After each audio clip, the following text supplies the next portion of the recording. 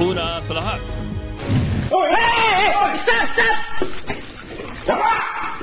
Tatlong Chinese na nangidnap ng babaeng kapwa nila Chinese arestado sa Binyan, Laguna. Positive, sir. Meron siya.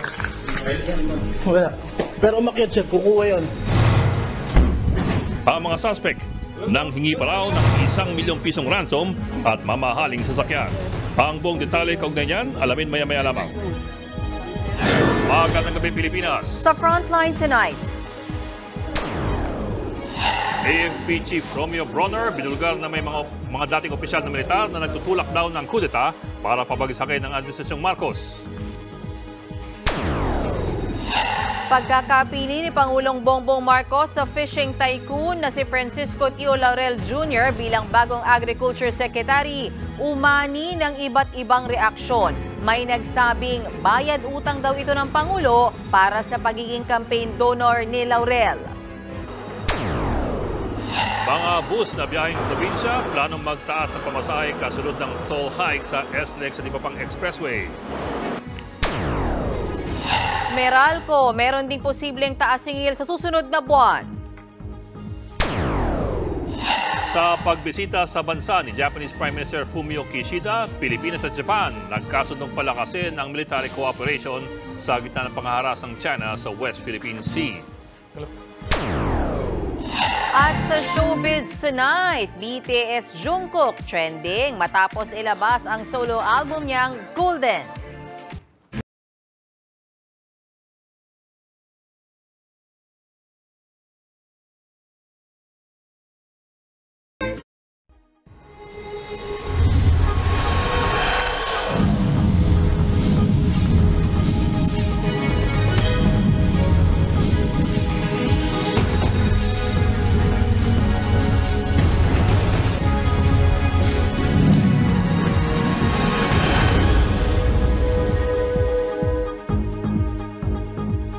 May mga nagbabalak daw na patalsikin sa pwesto si Pangulong Bongbong Marcos. Yan pong siniwalat kanina ni Armed Forces Chief of Staff General Romeo Bronner sa kanyang talumpati sa Joint Change of Command at Chief of Office Ceremony sa Camp Don Basilio Navarro sa Zamboanga City.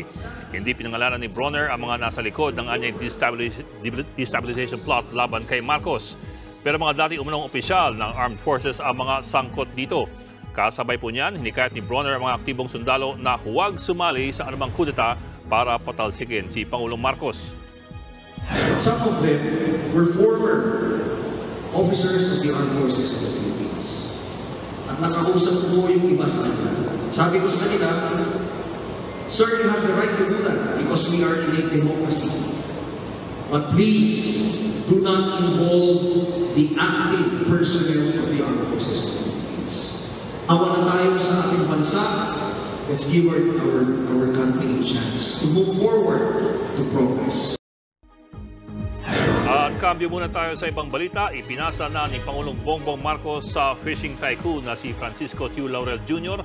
ang pagiging kalihim ng Department of Agriculture. Ang unang utos ng Pangulo sa bagong Agri-Secretary, gawan ng paraan ang mataas na presyo ng mga bilihin gaya ng bigas. Nasa frontline ng balitang yan si Camille Samonte. Halika, samahan mo ko para... Mismong si Pangulong Bongbong Marcos ang nagpakilala kay Francisco Tio Laurel Jr. bilang bagong Agriculture Secretary. We have found somebody who understands very well the problems that agriculture is facing. Kababata ng Pangulo si Laurel at isa sa may pinakamalaking ambag sa kampanya ng PBBM noong 2022 elections. Malakas ang loob ko na may appoint siya kasi kilala ko pagkatao niya. Alam ko napakasipag nito, unang-una. Pangalawa, nauunawaan niya na mabuti ang sistema ng agrikultura dito sa Pilipinas. Kaya't inaasahan natin lahat na he will do a very good job. Nanumpa na rin kanina sa Malacanang ang bagong kalihim. Kabilang sa mga problemang sasaluhin ni Laurel ang mataas na presyo ng bigas at pag-smuggling. May marching order agad si Pangulong Bongbong Marcos kasunod ng pagtalaga kay Laurel Jr. bilang bagong Agriculture Secretary. Dapat makontrol na raw ang presyo ng lahat ng agricultural commodities na patuloy na tumataas. Dapat tugunan na rin daw ang malaking hamon at banta ng climate change. Nagpasalamat naman si Secretary Laurel sa tiwala sa kanya ng Pangulo. Giit niya, alam niya ang pangangailangan ng mga magsasaka at mangingisda. Personal kong natunghayan ang mga hirap at pangarap nila. Asahan po ninyong laging bukas ang aking tanggapan para sa inyong lahat. Handa akong makinig at makatrabaho kayo. Titiyakin din daw ni Laurel na may pagpapatuloy ang mga nasimula ni Pangulong Marcos na tumayong kalihim ng DA. Pangunahing adhikain ko ang pagtiyak na sagana ang ating ani at siguraduhin ito ay nakakarating sa hapag ng bawat Pilipino.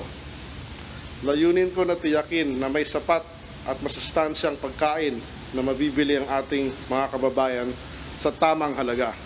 Sa mga susunod na araw, mas ilalatag daw ni Laurel ang kanyang mas komprehensibong mga plano para sa kagawaran ng agrikultura. Sasalang sa pagdinig ng Commission on Appointments si Laurel kapag nagbalik na ang sesyon ng Kongreso sa November 6. Nagbabalita mula sa Frontline, Camille Samonte, News 5.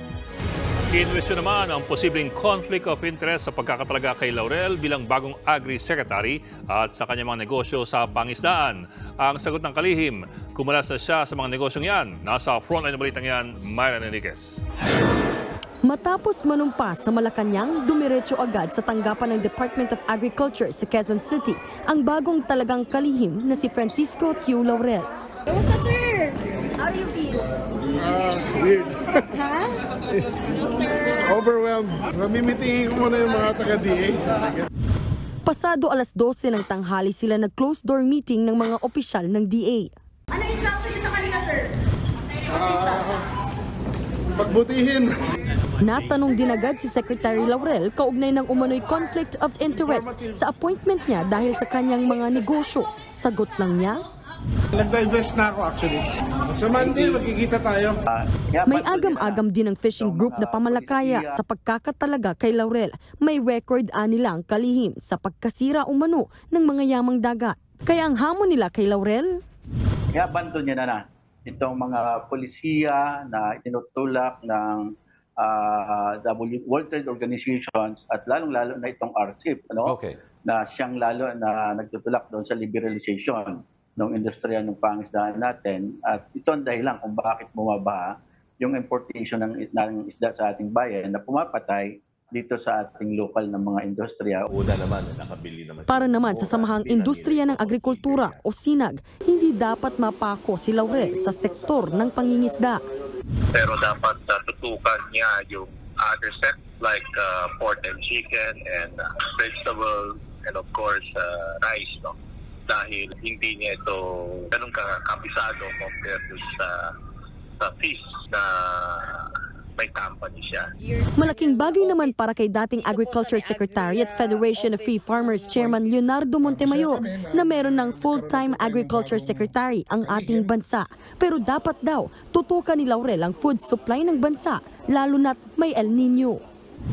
So hindi lang palay o bigas ang matatamaan, pati yung siyempre other land-based crops, including mais, gulay. To some extent, apektado rin ang ating livestock and poultry sector pagka masyadong mainit. May kanya-kanyang reaksyon din ng mga mambabata sa pagkakapili ni Pangulong Marcos kay Laurel.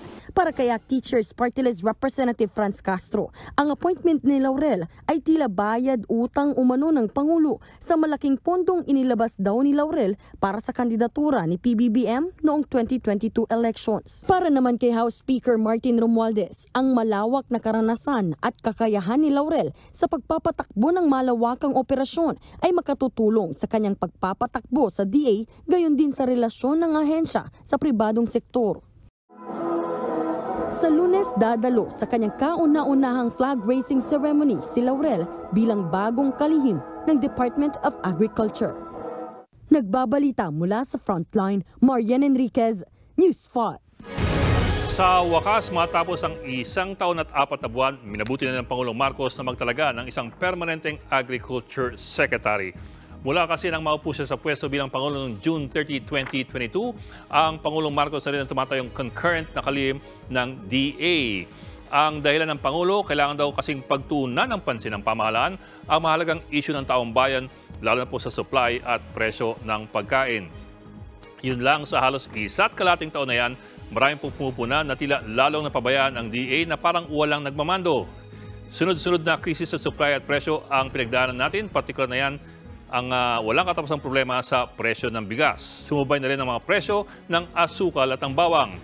Pasok ngayon ang bagong talagang kalihim ng DA, si Francisco Tiu Laurel Jr. Isa po siyang bilyonaryo, kababata at matalik na kaibigan ng Pangulo.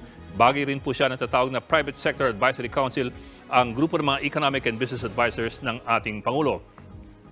Ang paunang marching orders ng Pangulo kay Laurel ay ayusin ang problema ng mataas na presyo ng mga produktong agrikultura, kasama rin siyempre ang presyo ng bigas. Mga issue na dapat din niyang tuunan ng pansin ay ang epekto ng climate change sa agrikultura at ang swine at avian flu. Walang duda na malaki at matagumpay na negosyante ang kababata ng Pangulo na may karanasan sa mga issue ng pangingisda na nasa ilalim din ng DA. Pero sapat kaya yun para ihanda siya sa iba pang problema ng bansa sa agrikultura? Tingnan po natin ang background ni Francisco Tiu Laurel. Ang ama po niyang si Francisco Sr. ang nagtayo ng Frabel Fishing Corporation noong 1966 at ang nagtayo ng Frabel Fishing Corporation noong 1966. Nagsimula sa dalawang second-hand na deep sea trawler sa bandang Cuyo Island Group at Northern Palawan. Ngayon, meron na silang higit 100 barko at 5,000 empleyado. Nangingisda sa may Central at Western Pacific, Atlantic Ocean at sa Indian Ocean. Sa kanyang commencement speech sa graduation ng batch 2019 ng UP Visayas, sinabi po ni Laurel na ang Frabel ngayon ay one of the top 3 fishing companies in the world in the last 20 years. Bakit po niya alam? Dahil ang bagong talagang Agri-Secretary ay naging presidente ng Frabel Fishing Corporation nung siya ay nasa edad 28 pa lamang. Sa mga nakaraang interview niya, sinabi ni Laurel na 5 taon siyang pinasasama sa mga barko ng kanyang ama para maranasan ang pangingisda.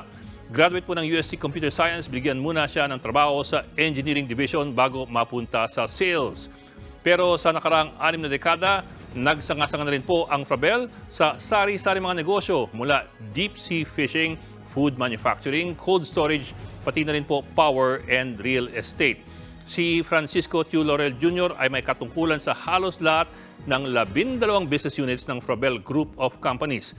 Siya po ang presidente ng Frabel Fishing Company, chairman ng Frabel Marketing Corporation, presidente ng Agusan Power Corporation, key principal ng Frabel Shipyard, director ng Frabel Property Corporation at may kaugnayan din sa Frabel Cold Storage, Westpac Meat Processing, Markham Resources at Bacoor Seafront Development Corporation. Mula tuna, nuggets hanggang chicken skin, mula boneless bangus hanggang blue marlin, mula hot dogs hanggang power generation.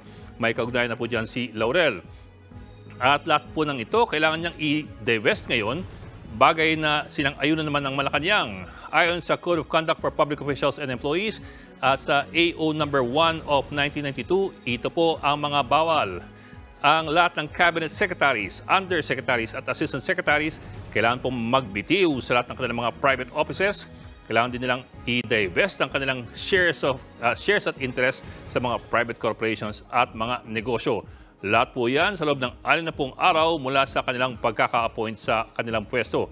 Kung sakali, marami-raming kailangang bitawang pwesto at mga shares o stock si Laurel para hindi siya magka-problema sa ating batas. Pinaplano na ng mga provincial bus na magpetisyon ng dagdag pasahe kasunod ng toll hike sa SLEX at iba pang expressway. Nasa frontline ng balitang yan si Gerard de la Peña. Magbabalik Maynila na ang mga nag-long weekend sa probinsya para sa undas at barangay elections. Sa gitna nito, umaalma ang ilang provincial bus operator. Sunod-sunod na raw ang toll hike sa mga expressway mula sa NLEX, SCTEX at ngayon nga, SLEX naman ang may taas singil. 10% raw ng kita nila napupunta lang sa toll. Dagdag pasakit pa ang mahal na presyo ng diesel. At kung magpapatuloy pa raw ang taas presyo, maghahain na sila ng petisyon para sa taas pasahe sa bus. Simula ngayong araw, 10 hanggang 30 pesos ang dagdag sa kasalukuyan toll ng mga motorista sa SLEX galing Calamba patungong Alabang. Kung mula naman Calamba hanggang Santo Tomas, Batangas, 4 hanggang 8 pesos ang dagdag. Ayon sa Toll Regulatory Board, hindi nila binigla ang toll hike para hindi ganun kasakit sa bulsa ng mga dumadaan sa SLEX. Provisional adjustment po ito, titignan at susuriin pong muli ng ang tanggapan kung naangkop pa bang ipatupad yung kalahating or second tranche by next year. Good news naman kahit papano ang nakaambang rollback sa susunod na linggo. Posibleng hanggang 1 peso and 30 centavos ang bawas sa kada litro ng diesel, hanggang 60 centavos naman sa gasolina, at higit piso sa kerosene. Bunsod daw ito ng pagbaba ng demand at epekto ng gyera sa Israel. Nag-abiso naman ng TRB na pinalawig hanggang Disyembre ang dry run ng contactless toll collection sa lahat ng expressway. Ibig sabihin, 100% RFID ang mga toll booth. Kaya inaabisuhan ng mga motorista na magpakabit ng RFID sticker at tiyaking lagi itong may load.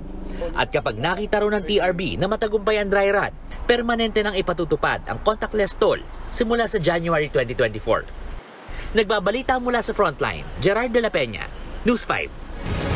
Bukod sa dagdag singil sa toll, posible ring tumaas ang singil sa kuryente ngayong buwan. Ayon sa Meralco, nagmahal ang kuryente sa spot market dahil sa napaulat na outages sa ilang planta. May pagtaas din daw ng presyo sa Malampaya Natural Gas. Wala pa namang detalye ang Meralco kung magkano ang magiging dagdag singil. Sakaling ipatupad, ito na ang ikatlong sunod na buwan ng power rate hike. Noong Oktubre, 42 centavos kada kilowatt hour ang naging taas singil ng Meralco. As to the final, there will be any adjustment for consumers or customers ng Meralco. It will impact this. As to the final rates, wala pa po tayo dahil kailangan pa nating makuha yung final billings mula dun sa iba namin mga supplier.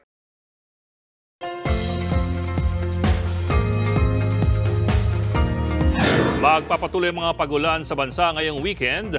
Makararanas ng maulap na papawirin na may kalat-kalat na pagulan sa Batanes, Cagayan at Babuyan Islands, gayon din po sa Eastern Visayas at sa Caraga.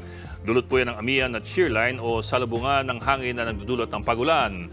Magiging maulan din sa Metro Manila at natirang bahagi ng bansa. Posible makaranas ng pagulan sa Lunes at sa iba pang bahagi ng bansa dahil sa Intertropical Convergence Zone or ITZZ sa Mindanao. Susunod, babaeng Chinese nakatakas sa 3 kapwa Chinese na dumukot sa kanya. Mga dayuhang kidnapper, nadakip sa Biñan, Laguna. Labi ng Pilipinang caregiver na nasawi sa giyera sa Gaza, bibigyan ng hero's welcome sa kanyang hometown sa Pangasinan. At mga legit items na ginamit ng global supergroup na BTS, tampok sa isang exhibit sa Mandaluyong. Magbabalik pa ang Frontline Tonight.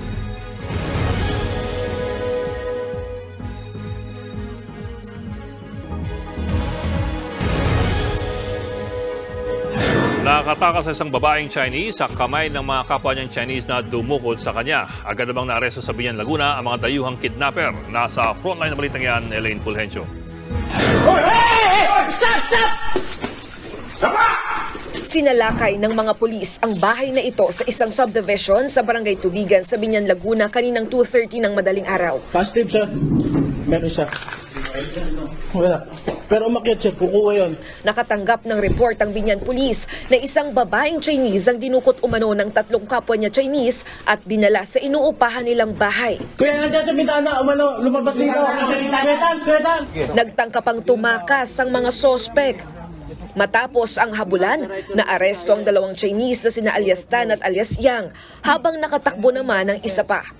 Pero matapos ang 1 oras, naaresto rin si alias Yui na nagtago raw sa madamong bahagi ng subdivision. Na-recover sa kanyang isang caliber 22 na baril at mga bala. Sa investigasyon ng Biñan Police, October 30 nang makipagkita sa 3 sospek ang 29 anyos na babaeng biktimang si alias Shoraming sa isang hotel casino sa Pasay. Nagbebenta raw ang biktima ng mga gadget at iba pang gamit sa isang Pogo Hub. Supposed to be kat-transact niya sa negosyo, may ino-offer sa kanya na business. Matapos ang pag-uusap, nag-alok daw ang mga sospek na ihatid pa uwi ang biktima. Pero dito na siya dinukot at saka dinala sa Biñan. Ginamit pa raw ng mga sospek ang social media account ng biktima para mang-scam at makahingi ng pera mula sa kanyang mga kaanak at kaibigan. Nanghingi rin daw ng 1 milyong pisong ransom at sasakyang BMW ang mga sospek para palayain si alias Shoraming. Pero kaninang madaling araw, nakatakas ang biktima sa kamay ng mga kidnapper. Inintay niya ma'am na makatulog yung mga nakakidnap sa kanya kasi nakatali siya ma'am eh. So nakawala siya, dahan-dahan lumabas siya, pas tumalon siya ng bakod ng bahay. Pas sabi niya, tumakbo siya ng tumakbo hanggang sa nakakita siya ng bahay na may bukas yung ilaw. Tapos tinry niyang katukin and pasalamat siya, tinulungan siya. Ayon sa mga pulis, nakauwi na sa Maynilang dinukot na babae. Iniimbestigahan na ng PNP kung bahagi ng mas malaking grupo ang mga naarestong sospek. Hindi na nagbigay ng pahayag ang 3 Chinese na na-inquest na kanina. Nahaharap sila sa mga reklamong kidnapping, extortion, grave coercion at paglabag sa RA 10591 o paglabag sa Comprehensive Law on Firearms at Ammunition. Nagbabalita mula sa Frontline, Elaine Fulgencio, News 5. Inihahanda na sa Pangasinan ang Heroes Welcome para kay Angeline Aguirre, ang Pinay caregiver na nasawi sa giyera sa Israel. Nasa frontline ng balita niyan si Riniel Pawid. Hindi na napigilang maging emosyonal ng pamilya ni Angeline Aguirre nang makita nila kanina ang kabaong ng Pinay caregiver pagdating nito sa Ninoy Aquino International Airport. Tumanggi munang magbigay ng pahayag ang pamilya. Si Angeline ang isa sa 4 na Pinoy na nakumpirmang nasawi sa bakbakan ng Hamas at Israeli forces. Nagtago ang Pinay at kanyang 70 anyos na employer sa isang bomb shelter. Kahit may pagkakataong tumakas, hindi iniwan ni Angeline ang kanyang amo. Nauna nang sinaladuhan ng Deputy Mayor ng Israel ang hindi matatawarang serbisyo at katapatan ni Angeline. Tinawag ding bayani ng Israeli government ang Pilipina. Ngayong gabi, bibiyahe patungong Binmaley, Pangasinan ang labi ni Angeline. Bukas naman ng umaga, ihahati dito sa kanilang tahanan kung saan bibigyan siya ng Heroes Welcome. Tiniyak naman ng Overseas Workers Welfare Administration o OWA na sasagutin nila ang gasto sa pagpapalibing. Nangako rin ng Israeli government ng habang buhay na tulong pinansyal sa naulilang pamilya ni Angeline. So, pati yung kapatid niya na may sakit, tinulungan na rin natin sa gamot, medyo may diferensya yung mata ng kapatid niya. Pati yung isang kapatid niya na midwife, yung trabaho, hinanapan na natin.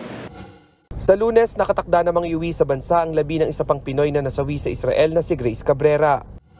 Ayon kay Pangulong Bongbong Marcos, nangako ang Israeli government na marami pang Pinoy ang papayagang makatawid sa Rafah crossing. So may pangako sila sa atin na maipapalabas na ang mga Pinoy, mga Pilipino, maipapalabas na by today or tomorrow. That is what they promised us, Saturday daw at the latest. Nakahanda na raw ang ating embahada sa Cairo para salubungin ang ating mga kababayan. Mula nang sumiklab ang giyera nitong Oktubre, nasa 123 OFW na ang na-repatriate mula Israel. Sa darating na Lunes at Martes, nasa 50 Pinoy pa ang inaasahang uuwi sa bansa. Nagbabalita mula sa Frontline, Raniel Pawid, News 5. Nananawagan ng Amerika ng tigil putukan sa giyera ng Israel at ng Hamas. Lalo't napalibutan na raw ng Israeli forces ang Gaza City. Nasa frontline ng balitang yan, Elaine Fulgencio. Inilabas ng Hamas ang videong ito ng aktwal na pakikipagbakbakan nila sa Israeli forces. Gamit ang kanilang tangke, sunod-sunod din ang pagpapalipad nila ng missile. Tila walang planong umatras ang militanteng grupo. Kahit pa sinabi na ng Israel na napalibutan na nila ang buong Gaza City. Nasa Israel na rin si US Secretary of State Anthony Blinken. Kinausap niya si Israel Prime Minister Benjamin Netanyahu para sa usapin ng ceasefire at kung papaano hindi madadamay ang mga sibilyan sa kanilang opensiba sa Gaza. Daan-daang libong sibilyan pa rin ang isinusugod sa mga punong ospital. Ang iba nga, sa sahig na ginagamot ang mga sugatan. Sa labas ng ospital, hili-hilerang bangkay ang makikita sa tabing kalsada. Umakyat na sa higit 7,200 ang mga Palestinong nasawi sa Gaza Strip. Halos 4,000 riyan mga bata. 200,000 naman ang nawawala at posibleng natabunan ng mga guho. Hindi pa man nareresolba ang halos 1 buwan ng digmaan ng Israel at Hamas, tumitindi na rin ang tensyon ng Israel at Lebanon. Sunod-sunod na rin ang airstrike sa Israel ng Lebanese militant group na Hezbollah. Suportado ng Hezbollah ang Hamas. Nagbabalita mula sa Frontline, Elaine Fulgencio, News 5.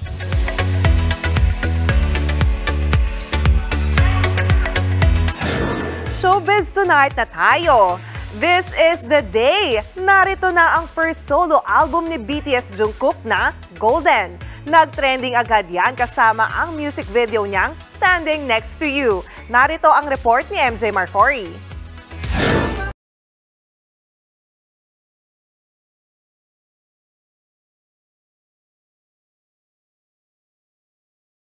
It's the Golden Era! Release na ang long-awaited album ni BTS Jungkook na Golden. Kasabay niyan, inilabas na rin ang music video para sa main track ng album na Standing Next to You. At ang concept, it's giving Michael Jackson but in smooth like Jungkook style. Bukod kay JK, agaw pansin din sa video ang sikat na choreographer na si Ian Westwood together with our kababayan Brian Puspos. Bago yan, una nang nakasama ni Jungkook si Brian sa performance video ng hit song niyang 7. Mapapakinggan na ang buong Golden album ni Jungkook sa iba't ibang streaming platforms worldwide. At speaking of BTS, tampok ngayon sa exhibit sa isang mall sa Mandaluyong ang mga legit item na ginamit mismo ng Bangtan Boys. Mula microphone, music video outfits, at iba pang memorabilia. Lahat yan makikita sa kabubukas pa lang na 7 Faces BTS James Jean exhibit. We know that a lot of the armies in the Philippines have been waiting for something like this to happen, and after so many years, we're really glad that BTS, in some way, in some shape and form, is finally in the Philippines. Well, ayoko nang tangkain kumanta, no? Pero talaga namang feel na feel ko itong exhibit na to at immersion dito. Makikita nyo nga ito yung expression wall para ilabas ng ARMY ang kanilang saloobin at pagmamahal sa BTS. Itong Pilipinas ang ikatlong bansa kung saan pumunta rito, no?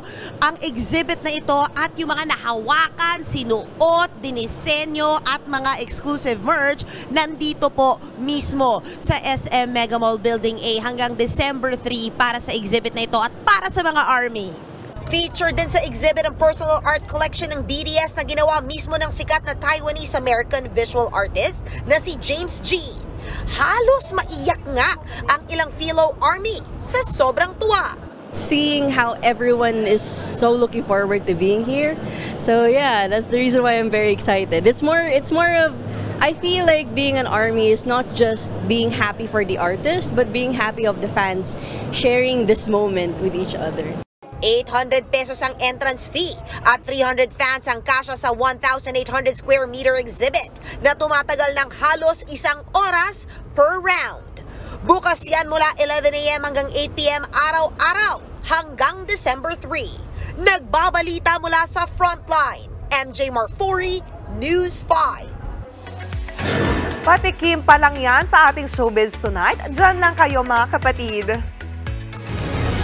Susunod, Japan, nangako ng mahigit 250 million pesos para palakasin ang ating militar.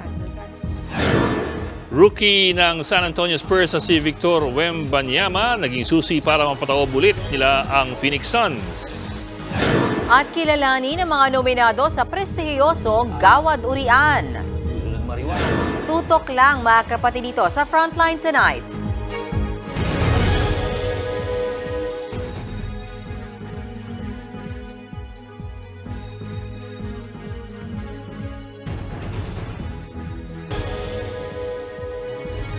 Nagkasundo ang Pilipinas at Japan na patatagin ang ugnayan ng dalawang bansa pagdating sa seguridad. Nangyari po yan sa pagbisita sa bansa ni Japanese Prime Minister Fumio Kishida. Nasa frontline balitang yan, Camille Samonte. Muling pinagdibay ng Pilipinas at Japan ang kanilang bilateral ties matapos ang pagpupulong ni Pangulong Bongbong Marcos, Japanese Prime Minister Fumio Kishida sa Malacanang ngayong gabi. Nasa Pilipinas si Kishida para sa 2 araw na official visit. Pangunahing napag-usapan ng dalawang leader ang official security assistance na ibibigay ng Japan sa Pilipinas. Layo nitong mas mapalakas pa ang kapasidad ng militar ng Pilipinas sa gitna ng mga banta sa seguridad at agawan ng teritoryo. The OSA grant worth Japanese yen 600 million or around 235 million pesos will help boost the efforts of our Department of National Defense in securing coastal radars for our armed forces to enhance the maritime domain awareness capability and maritime security. Nagkasundo rin ng dalawang leader na simulan ng negosasyon sa Reciprocal Troop Access Agreement. Ito yung kasunduan para payagan ng mga joint drill at troop visit sa pagitan ng Pilipinas at Japan. Layo nitong mapalakas pa ang military cooperation ng dalawang bansa. Under the increasingly severe and complex international situation, we are deepening our cooperation in the area of security, and in particular, I am happy that we are able to agree on the provision of a coastal surveillance radar to the Philippines as the first project under the newly launched Official Security Assistance OSA this year. Muli ring binigyan diin ng dalawang leader ang kanilang posisyon pagdating sa isyu sa West Philippine Sea. As leaders of like-minded states, we affirm our commitment to peaceful negotiations to resolve maritime conflicts and the need for a stable and secure environment for mutually inclusive growth and development for our peoples. We shared serious concerns about the situation in the East China Sea and the South China Sea, and that attempt to unilaterally change the status quo by force is unacceptable. Lumagda rin ang Memorandum of Cooperation ng dalawang bansa na may kaugnayan sa mining sector. Sa Disyembre, nakatanda namang bumisita si Pangulong Marcos sa Tokyo para sa gaganaping ASEAN-Japan Friendship and Cooperation. Nagbabalita mula sa Frontline, Camille Samonte, News 5.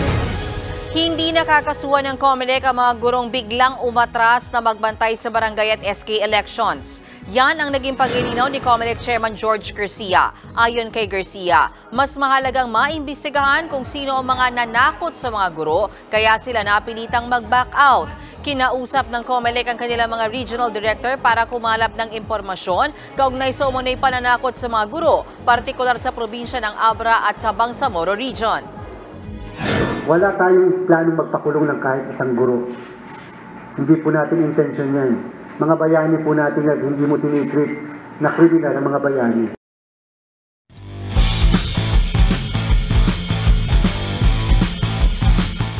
Nagpasiklab ang San Antonio Spurs rookie na si Victor Wembanyama sa kanilang second game laban sa Phoenix Suns.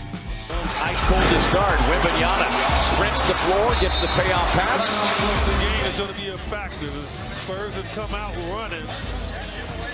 That guy right there is running. Nakascore ng 38 points si Wembanyama, kaya naman napatoob ng Spurs ang Suns sa final score na 1-3-2 versus 1-2-1. Sa first quarter pa lamang, halos sunod-sunod na ang points na nakuha ni Wembanyama. Tinambakan nila ang Suns sa kanilang home court.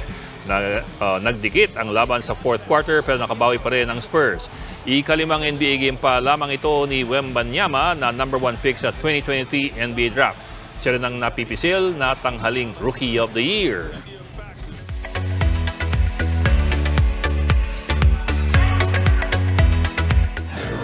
Mga kababayan, inilabas na ang official poster ng biggest historical movie ng taon na Gomburza. At speaking of movies, bigatin ang mga nominado para sa Gawad Urian. Narito ang report. Narito na ang mga maglalaban-laban para sa prestihiyosong Gawad Urian ngayong taon. Nangunguna na dyan ang mga pelikulang Blue Room at Leonor Will Never Die na may tig-10 nominations. Parehong pasok ang dalawang pelikula para sa Best Film category. Makakalaban din nila ang mga pelikulang 12 Weeks at ang Kapag Wala ng Mga Alon. Mainit naman ang showdown sa Best Actress category.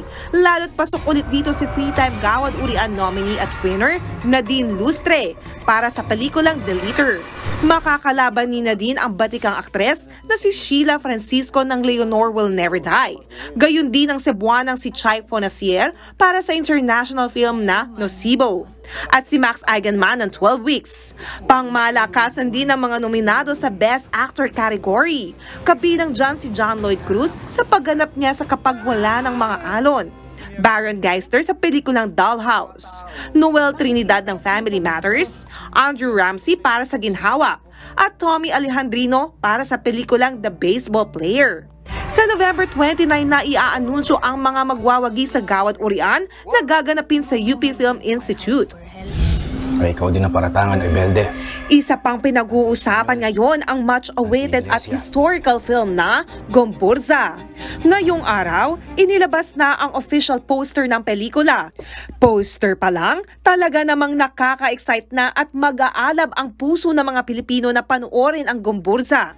First ever collab project ito ng Jescom Films at MQuest Ventures ng MediaQuest. Mapapanood na sa December 25 ang Gomburza as official entry sa Metro Manila Film Festival. Heto naman ang chika ngayong magpapasko. Magsasama-sama ang mga batikang singer na sina Jose Marichan, Rosel Nava at Christian Bautista para sa isang Christmas concert. Yan ang Yule Stars Concert na magaganap sa December 1 sa Samsung Performing Arts Theater. At dahil Christmas is the season of giving, isa itong benefit concert. Mapupunta bilang tulong sa pamilya ng mga nasawing sundalo ng PMA Alumni Association ang kikitain sa concert. Very exciting and we're happy, no? Lalo na kami ni Christian to share the stage with Tito Joe. And to sing together for a wonderful, wonderful cause and foundation. Makakatulong pa po lahat ng manonood ng concert. Nakatsikahan din ng News 5 si Jose Marichan tungkol sa pagiging father of Philippine Christmas. Masaya raw si JMC na hindi makakalimutan ang kanyang mga Christmas songs. Kabilang na ang sikat na Christmas in Our Hearts. I feel very complimented, but more importantly, I feel blessed that my song has lived on all these years. And God willing, they will be remembered and sung long after I'm gone. At yan ang latest and hottest sa showbiz tonight. Diyan lang kayo mga kapatid. Abangan sa Ride Tayo Dyan. Tara na't mag-coffee and chill sa isang coffee spot sa Silang Cavite. At mga aso sa Brazil, may sariling school bus? Tuloy-tuloy ang balitaan dito sa Frontline Tonight.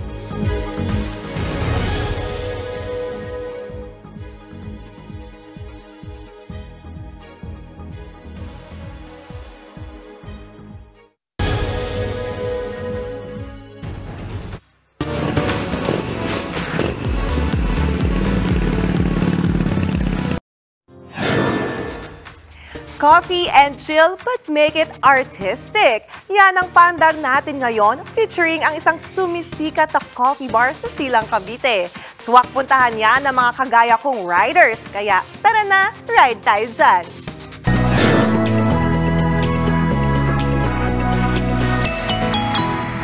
Para sa ating road trip this weekend, dadayo tayo sa isang sumisikat na coffee spot ngayon sa Silang Cavite. Ang Space Coffee Bar.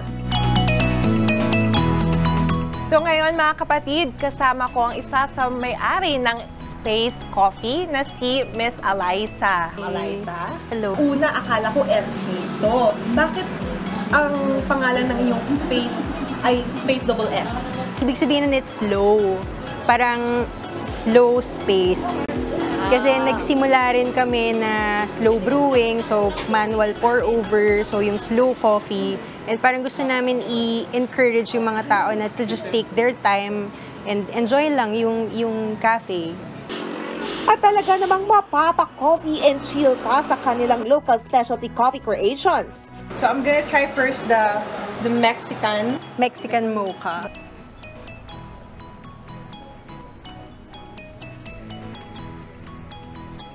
May pagkatamis din siya onte. Oh yeah, ito na. Yung may... There is an aftertaste na spices. It's different. Let's try the spiced orange black. Yung citrus niya, yung orange. Ito nga, yeah. Actually, yun yung una kong na-taste. Ang Space ay nagsiserve rin ng iba't ibang pagkain na bagay na kapartner na inyong paboritong kape. So, ito yung French toast namin. Meron siyang strawberry syrup, tapos we put yung granola.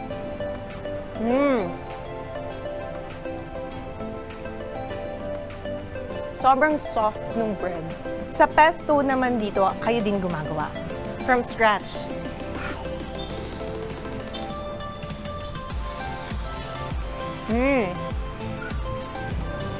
Ang sarap. Okay to ah. Nagsimula bilang takeaway coffee window, ngayon, ang Space Coffee ay patok na hangout para sa mga bikers at magbabarkada. Cool yung vibe dito, especially na may bike rack na. Parang very relaxed lang, very open. Hindi siya yung, alam mo yung intimidating. So enjoy na enjoy lang. It gives us an LU vibes in Tagaytay, so it's a good one. No need to drive down to LU. Ang Space Coffee ay hindi lang para sa mga mahilig magkape. Meron din ditong live bands, DJ at sari-saring arts and crafts pop-ups. Every now and then, siguro once every 3 months, we try to invite people para yung mga artists, mga vinyl collectors, yung mga taong namimit lang din namin dito. It's also a way for us to connect with people and yun nga, build the community around dito. It's really the community that we have. So, yun yung parang pinaka-thing na nag-set apart sa space. Kung hindi kayo makakadayo sa Cavite, huwag mag-alala. Ang Space ay nag-o-offer din ng coffee catering. Siguradong may enjoy nyo ang pagtapay dito sa Space Coffee na may tuturing na coffee and culture community dito sa Cavite. Mga kapatid, samahan nyo akong makadiskubre ng mga bagong mapupuntahan dito lang sa Ride Tayo Dyan. Ano mga kapatid, eto na ang sign nyo para mag-coffee and chill this weekend dahil deserved natin to. Ako si Jania Lepon. Happy Friday mga kapatid!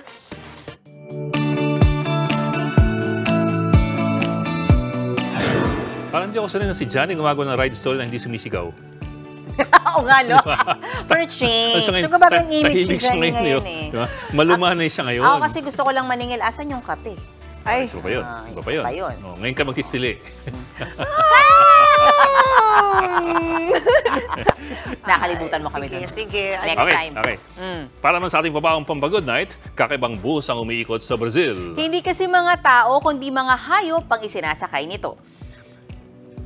Yan ang pup bus or dog bus. Imbes na naka-seatbelt, nakasuot ng kanilang mga tali mga fur babies para mas makagalaw sila habang nasa biyahe. Oy, service yan ng isang dog training center. Sinusundo ng pup bus ang mga aso at ibinabalik din sa kanilang fur parents pagkatapos nila sa school. Cute naman. May gulong din siya. Oo. Oh, mga kapatid, Johnny, ready? Yes. 52 days na lang po. Pasko na. Habang hindi kayo naglalagay ng Santa Claus sa sumasayaw dyan, si Johnny ang taga-ganyan. Bibili na ako ng Santa Claus. O, yun sa mga mo. Yan po ang 45 dito sa pag-imay sa malagang headlines. Nabasa niya na to. Ayan.